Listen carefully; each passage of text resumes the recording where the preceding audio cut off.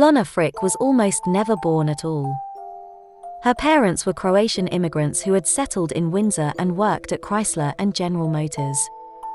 After their eldest daughter, Carolina, was born in 1970, Anna suffered 2 miscarriages, and doctors told her she would likely never have another child. When Elena was born in 1977, she seemed like a miracle child. She grew into quite an intelligent little girl, spending most of her free time reading. By the time Elena entered St. Anne's High School, she was a scholarly overachiever who practiced Croatian dancing and worked in the cornfields outside Windsor every summer. She was a distance runner with caramel hair, high cheekbones, a long nose, and blue eyes that squinted into crescent moons when she smiled. After a short while working a torque gun on the auto line, she came home and told her mother that she would make something more of herself someday. She excelled in science and math in high school and decided she wanted to become a doctor. And then, she fell in love. In grade 10, Elena began dating a classmate named Matthew Reynolds. They stayed together through their undergraduate years at the University of Windsor. In 1999, she began medical school at the University of Ottawa, and the couple lived in separate cities for the first time in the decade they'd been together. They continued to have a long-distance relationship and were even briefly engaged, but Elena eventually broke it off because they had grown too far apart. One night in 2003, Elena was playing pool in a rec room at the Ottawa hospital when a neurosurgery resident named Mohammed Shamji spotted her across the room and asked some nurses who she was. Mohammed was the son of a distinguished thoracic surgeon, Dr. Farid Shamji, who had an award named after him at the University of Ottawa's Department of Surgery. He was a graduate of the elite Ashbury College School and then Yale, where he completed a master's in organic chemistry. Mohammed was shy, superior, and reserved. Elena loved to tell the story about how she barely got a second date with the man who would become her husband. After playing pool together at the hospital, Mohammed asked her to go for a drink. But he ended the evening by asking if he could set her up with his friend. In the early days, Elena was head over heels in love with Mohammed, who went by Mo. She was captivated by the fact that he graduated from an Ivy League college. But she sometimes felt unworthy of his love. Apparently, he agreed. In the beginning, he didn't take their relationship as seriously as Elena did. He continued to see a woman he knew from medical school while they were together, whereas she remained attentive and faithful. Mohammed barely made an effort to meet her friends, most of which couldn't understand what she saw in him. He didn't even attend her medical school graduation. He said he was sick, but she later heard that he'd gone out with friends. Elena broke up with Mo twice within that first year, but he persuaded her to come back both times. He was always trying to exercise control. In the spring of 2004, Elena brought Mohammed home to Windsor for Easter weekend. Her parents, Joe and Anna Fric, were unimpressed with their daughter's new boyfriend. They found him to be aloof, almost antisocial. Joe went so far as to tell his daughter not to settle for someone he deemed so skinny and unattractive.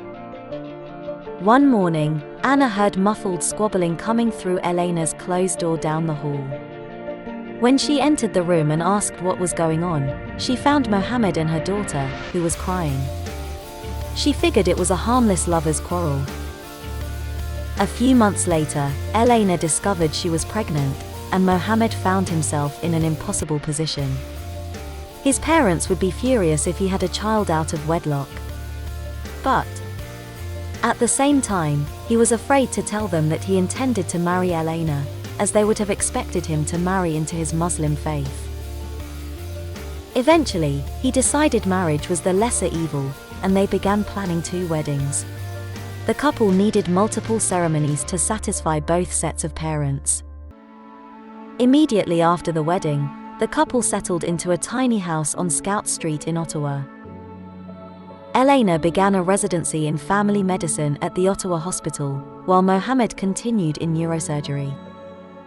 After a challenging pregnancy, their daughter was born on a frigid day in January 2005. Elena was thrilled with her new baby, whose face was a perfect mixture of her parents', with her mother's elegant nose and father's warm skin tone. Mohammed remained distant, withdrawn, and obsessed with work. When he would come home from work, he'd often run straight upstairs to continue his studies, barely saying hello to his wife and daughter. A few weeks after the baby was born, Mohammed's parents, grandfather, uncle, and aunt visited.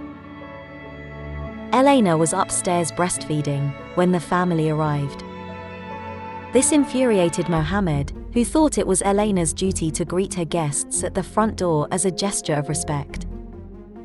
Elena was discreet about her problems because of how proud she was of her husband. She rarely disclosed to family and friends how difficult life was becoming.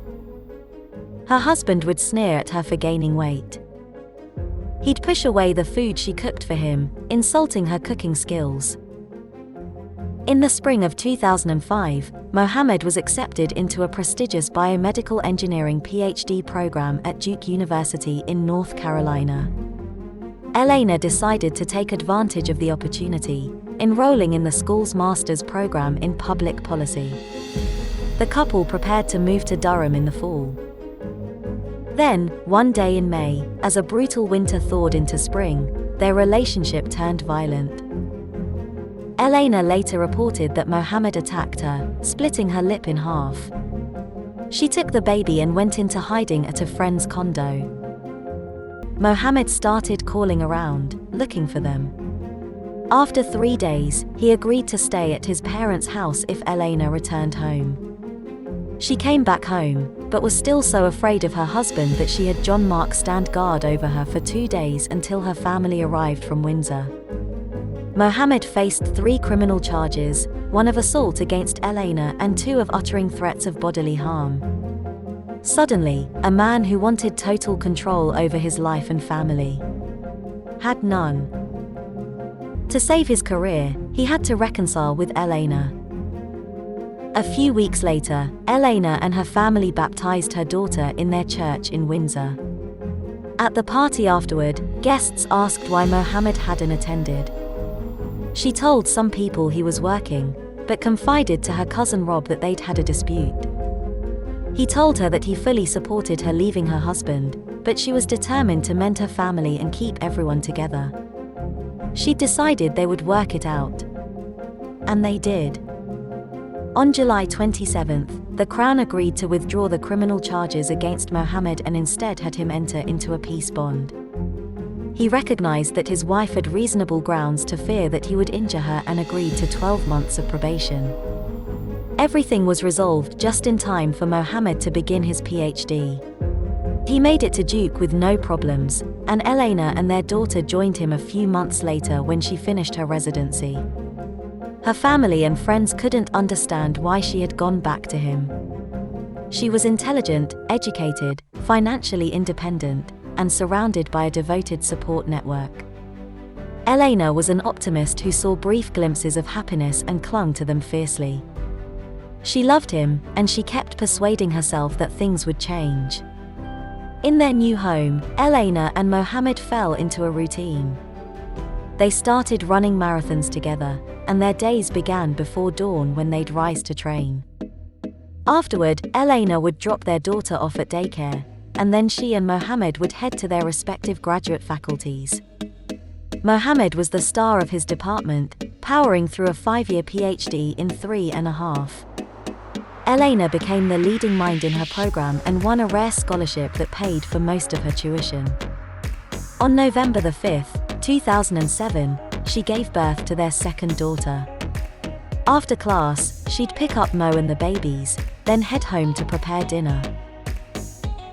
The imbalance of the Shamji marriage struck some of their friends as strange. Elena chauffeured Mohammed just about everywhere. When her friends asked her about it, Elena stated Mo doesn't really like driving.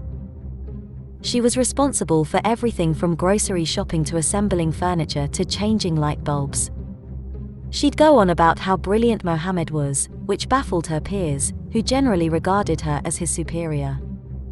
In public, she continuously checked in with him, seeking his permission, and he'd repeatedly call, demanding to know who she was with and what she was doing. Usually, she was upbeat and graceful, but occasionally her classmates found her crying. After Elena and Mohammed graduated from Duke, the family moved back to Ottawa in 2009, settling near the Ottawa Hospital.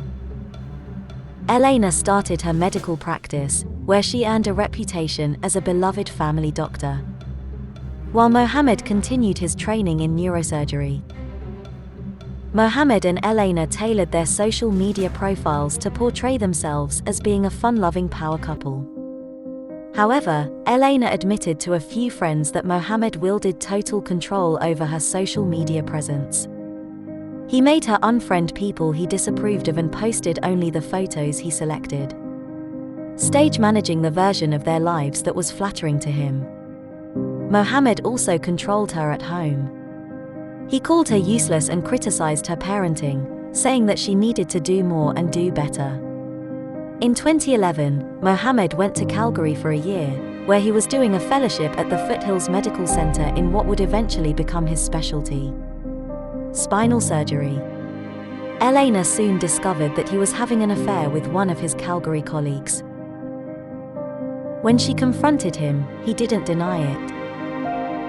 Elena was devastated. Friends urged her to leave him, but still she stayed. She wanted his approval, and at the same time to show him that she was his equal. She felt that she'd already invested too much in their relationship. They had 2 children together, a life, a home.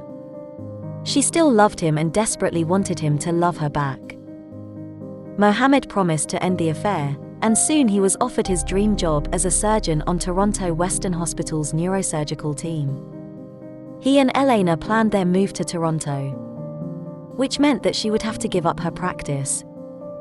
They bought a sprawling $1.5 million house in North York, and Elena took a job down the street at the Earl Bales walk-in clinic.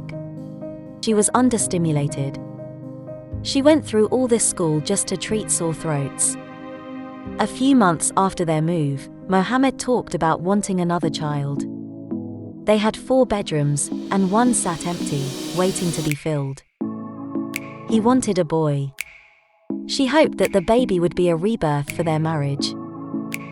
Their son was born on an unseasonably warm day in October 2013. For close to 2 years after that, their relationship achieved unity and pure bliss. Elena's boss at the Earl Bales walk-in clinic, Alison Kaufman, bought a house identical in design to the Shamjis across the street, and the 2 women grew close. Their daughters were thriving at private school, and Mohammed was busy with the job he'd worked his whole life towards. At Toronto Western, Mohammed earned a reputation as a miracle worker. Elena moved from the walk-in clinic to a much more challenging position at the Scarborough Hospital's family medicine unit. As she began to thrive professionally, tensions between her and Mohammed reawakened. In March of 2016, the family set out on a ski trip to Vermont. They passed through Ottawa to drop their son off at Mohammed's parents' house. That night, Mohammed called the Frics from Ottawa, saying that Elena had severely cut her right palm, which required surgery. Elena told them she'd done it by accident, slamming a glass down on the counter and shattering it. She told someone else she'd cut her hand while chopping vegetables, and yet another friend that glass had broken while she was doing the dishes. Over the summer of 2016, the relationship teetered between chaos and calm. The baby was with Joe and Anna for a few weeks, and the girls were at summer camp in Ottawa. Mohammed had the entire month of July off, leaving husband and wife alone in the house together. Their Facebook and Twitter profiles continued to display the cheery facade. It was at this time she started taking self-defense classes. A couple of months later, they celebrated their 12th and final anniversary. That fall, Elena started talking to him about divorce again. Mohammed panicked and begged her for time to get his act together. She agreed, but her suspicions about Mohammed's cheating persisted. When she told her friends, one of them joked that Elena should have her own affair. She did. She met another doctor who was also married with children. He was sweet and made her feel desirable once again. It was the first sustained happiness she'd known since her 20s, and it encouraged her to envision a life without Mohammed. By the end of the fall, she confided to a lawyer that Mohammed had seriously assaulted her in October, a fact she hid from everyone else in her life. She could no longer tolerate the violence in her household. If her children had been one of the reasons why she wanted to make her marriage work before, now, she decided she needed to get out for their sake. In late November, she finally decided to end her marriage. On Friday, she left for an OMA meeting that lasted until Sunday night. When she got home from the conference on Sunday evening, she told those closest to her that she'd retained a lawyer and served Mohammed with divorce papers. She moved into the basement, but Mohammed kept bringing her things back up into their bedroom. On Wednesday night, her mother called while she was giving the baby a bath. She said she had to get off the phone quickly, and Anna told her daughter to be careful. She made one more call that night to 611. Though, it's possible that she was trying to dial 911 and missed the first digit by millimeters. The following day no one could reach her. They asked Mohammed where she was. Allegedly, she had left in the night with a suitcase and her boyfriend. Elena Fric panicked and asked Alison, Elena's neighbor and former boss, to investigate. She peeked into the garage and noticed Elena's Honda Pilot still there. Alison phoned the Frics, who called the police, packed a bag, and drove through the night from Windsor to Toronto. They arrived at 5 a.m. on Friday and let themselves in. Mohammed, who was on the phone, didn't come down to greet them. Anna set to work doing the dishes and preparing crepes for the kids' breakfast. That afternoon, the police found Elena. She hadn't left with her suitcase, but in it. The bag, with Elena zipped up inside, had been discarded beside the Humber River in Kleinberg. She was barefoot and dressed in her pajamas. That afternoon, 2 plainclothes officers quietly approached him at a corner table and quietly placed him in handcuffs. Please click the subscribe button so you can keep up to date with my channel. Thanks for watching and take care.